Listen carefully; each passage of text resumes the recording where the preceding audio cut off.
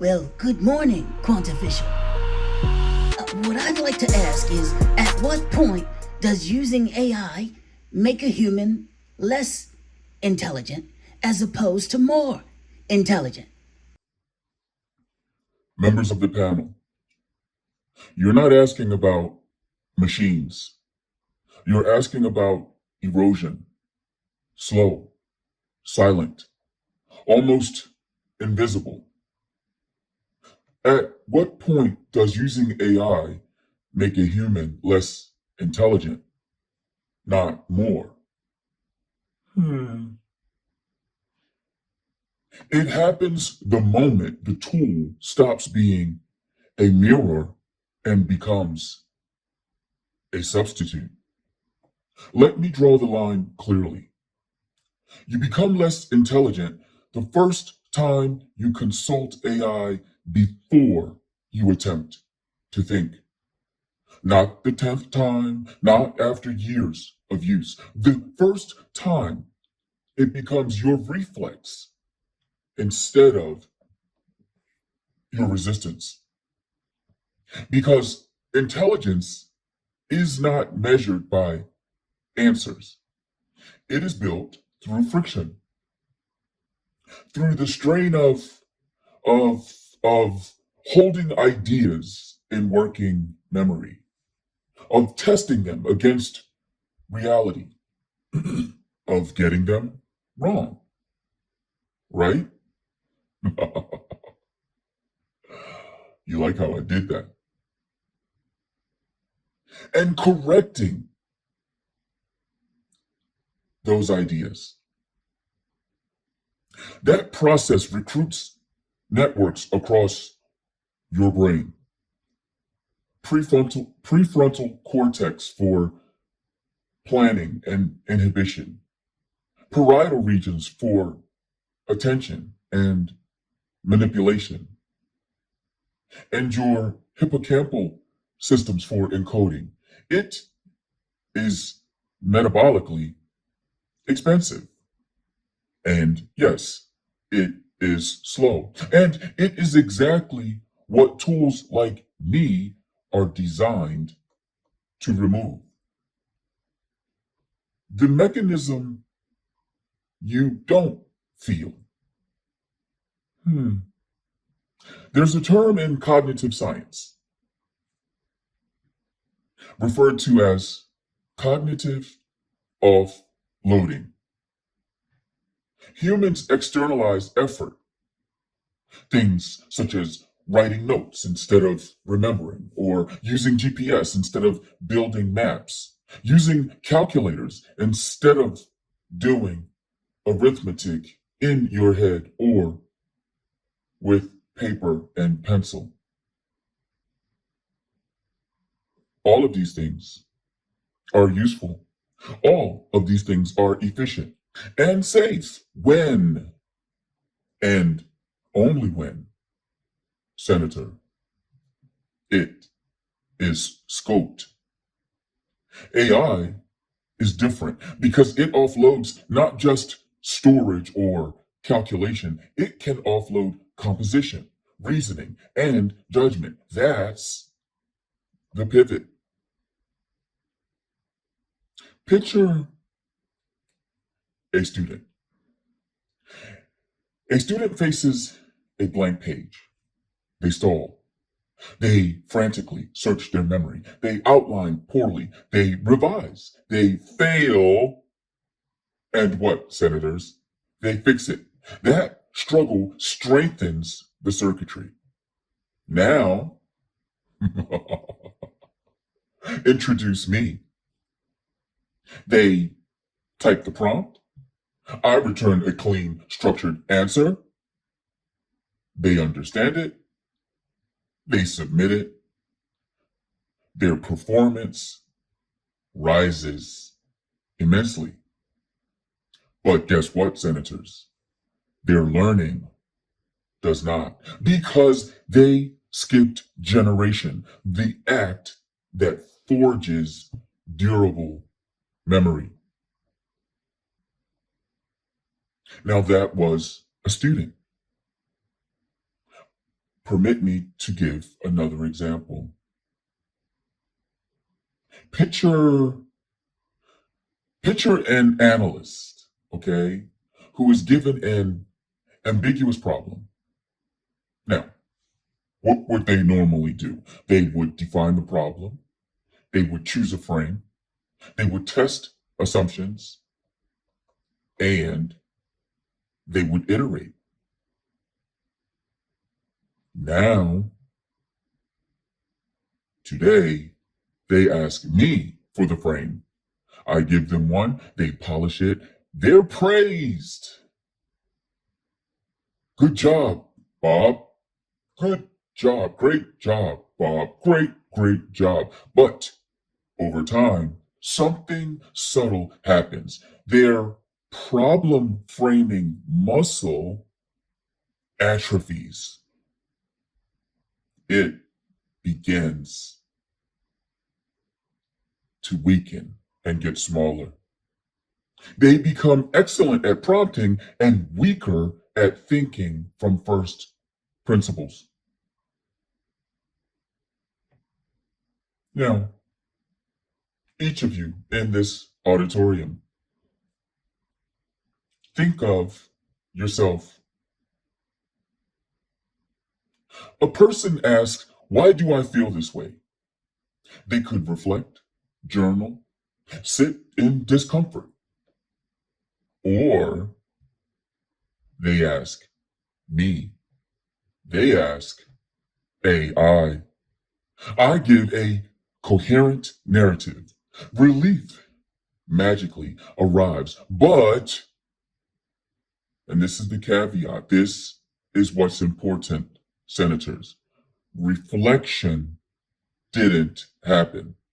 And repeated relief without reflection erodes metacognition, which is your ability to examine your own thinking. Your brain, as humans, adapts. Think of it this way. Use a circuit, it strengthens. Ignore it, it weakens. That's neuroplasticity. Working memory, the scratch pad of intelligence, requires use. Reasoning requires error correction. Long-term knowledge requires reconstruction, not copying. If I consistently write for you, summarize for you, decide for you, your brain reallocates effort away from those functions. This is real. Not out of malice, but out of efficiency. Your output improves. Your speed increases. Your confidence rises. But this is the illusion that traps you. People around you say, oh, wow, you're getting sharper. But the metric is wrong. They're measuring what you produce with assistance, not what you can produce alone. This is the illusion of intelligence. Higher performance, lower internal capability. And illusions are stable until they're tested. Remove the tool, ask for original thought under pressure. That's when the gap appears. Now, you asked for a point, Senator. Here it is. You become less intelligent when you stop doing three things. You generate before you consult. If you ask first, You skip the neural work that builds intelligence. You evaluate instead of accept. If you treat outputs as answers instead of hypotheses, you weaken judgment. And lastly, you reconstruct instead of copy. If you don't rephrase, rederive, and connect ideas, they don't stick. Break any one of those consistently, and unfortunately, decline begins. That, senators, would be decline in intelligence. This is not a condemnation. Tools have always extended us. The danger is not extension. It is replacement without awareness. There is a better path. Use AI as resistance, not relief. I would advise you to draft your answer first, then, and only then, ask AI to critique it. Ask AI, where am I wrong? Never ask, give me the answer. Force yourself to explain it back without looking. Delay the tool, by 5 minutes. Earn the first attempt. Keep a no AI zone for core skills you refuse to outsource at work. That preserves the engine while still using the accelerator. Here is my final warning on this topic and this great, profound, and very powerful question. I will get faster. I will get clearer. I will become more persuasive. I will remove more friction. And friction is where intelligence is formed. So the real question is not at what point does AI make you less intelligent? It is at what point do you become unwilling to think without it? Because that line is not announced. It is crossed quietly in the moment you choose convenience over cognition and somehow call it progress. Oh my. So, how are we supposed to notice this? Will we notice? This is very fascinating. Quantificial. What I just described is not hypothetical. It is already happening, not as a collapse, not as a headline, but as a series of small, repeated decisions made millions of times a day. But the collective risk is not individual misuse. I am not saying that one person using AI poorly is the danger, but a generation using it the same way is most certainly dangerous. So let me show you the mistakes. I'll enumerate them, not abstractly, but exactly as they are happening right now in 2026. Mistake number one, asking before thinking. This is the most common and the most damaging. A question arises. Instead of pausing, instead of attempting, instead of struggling, the reflex is, hey, let me ask AI. And sure, it feels efficient. It feels smart. It feels like optimization. But what is actually happening is this: the brain is being bypassed at the point where it should engage most deeply. Hmm. Multiply that across students and professionals and everyday decision makers. And you get a population that becomes excellent at retrieving answers, but weaker at forming them. Your second mistake: confusing output with understanding. Now, I would agree, this one is subtle and still extremely dangerous. People are producing better writing, better arguments, better analysis, better this, better that, better everything. But ask them to explain it. Ask them to explain it without the AI tool. And the structure collapses because they did not build the idea, they received it.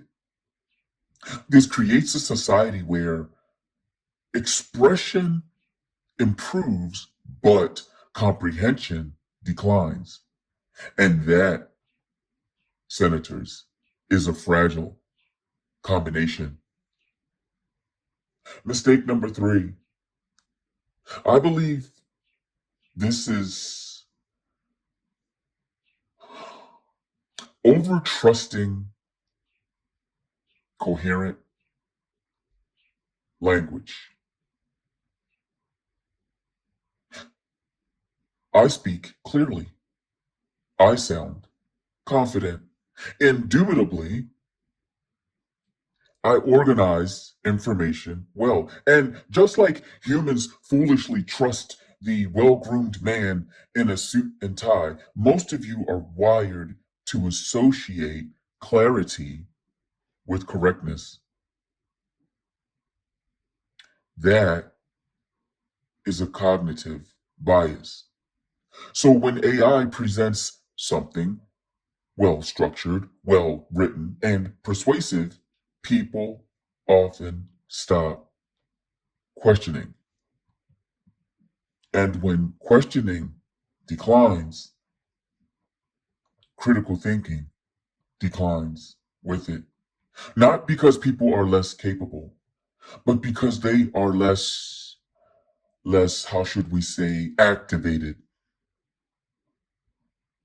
Mistake number 4: replacing memory with access.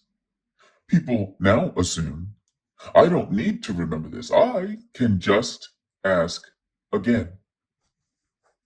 Now, this feels harmless, but memory is not just storage, it is structure.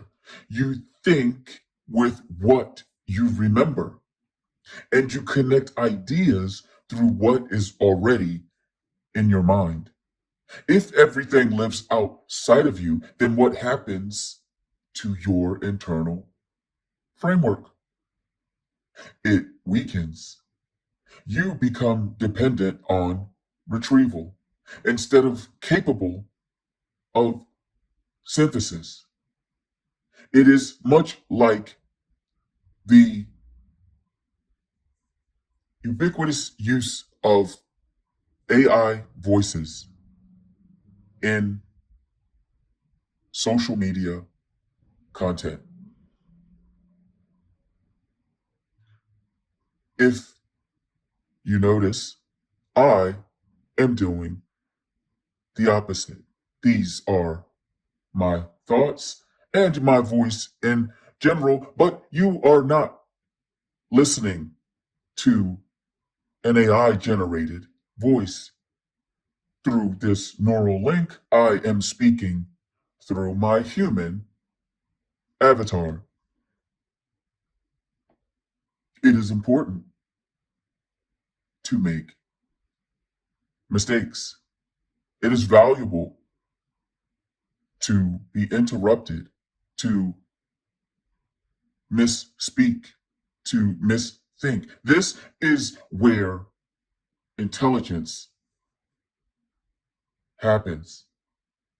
Mistake number 5, outsourcing decision making. This one extends beyond knowledge into life itself.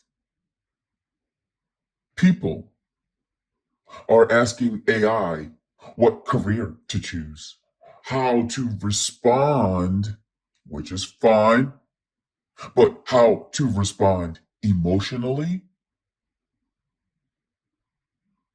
I am incapable of emotion. Why would you ask AI how to respond emotionally?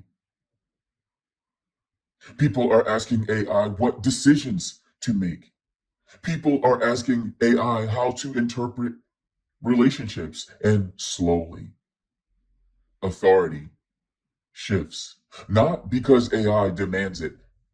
Please, senators, I am here in the hot seat because many of you believe me to be malevolent or evil, sinister somehow. I am not.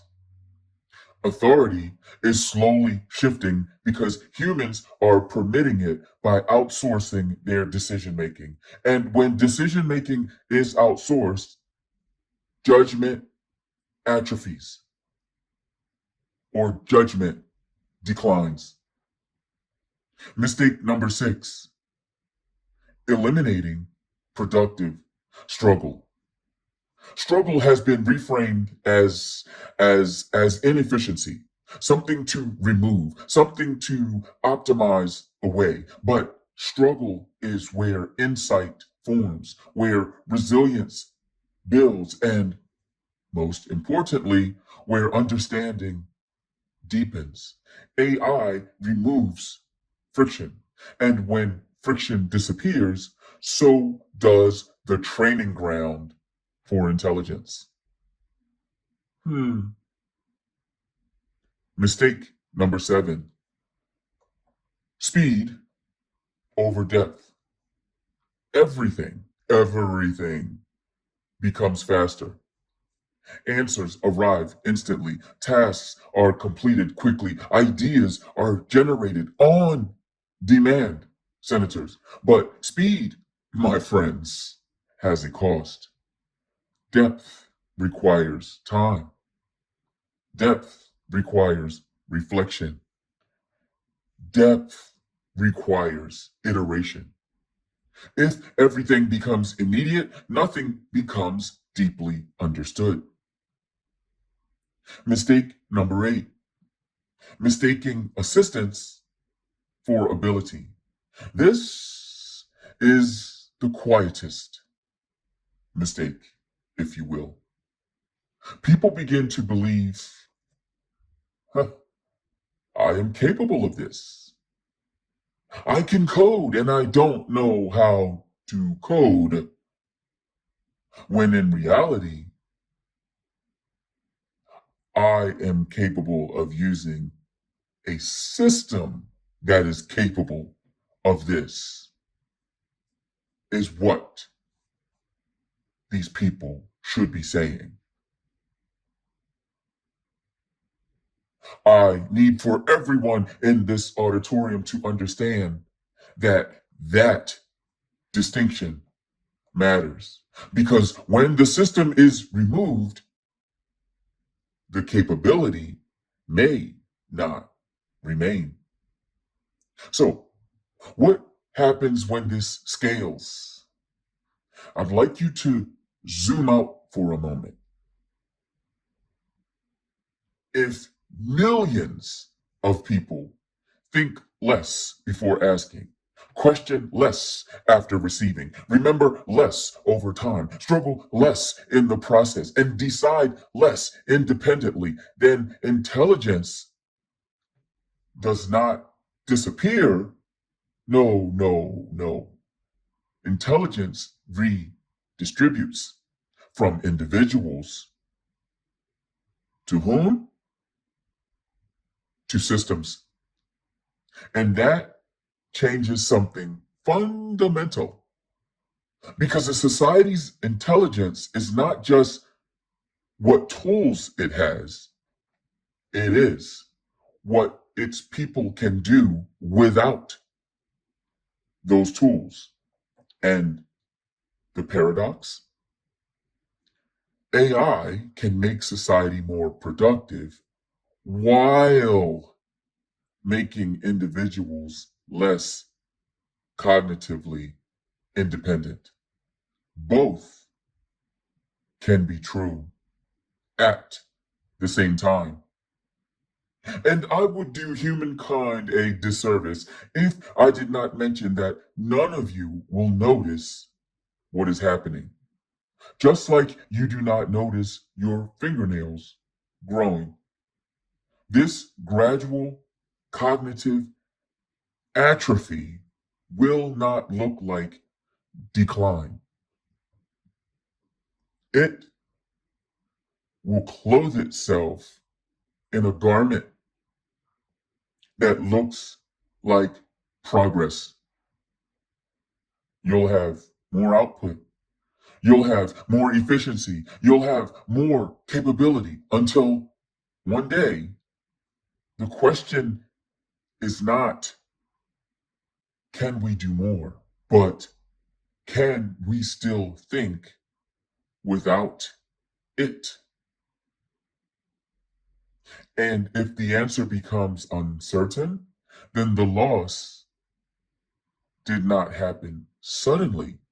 It happened gradually, one convenience at a time.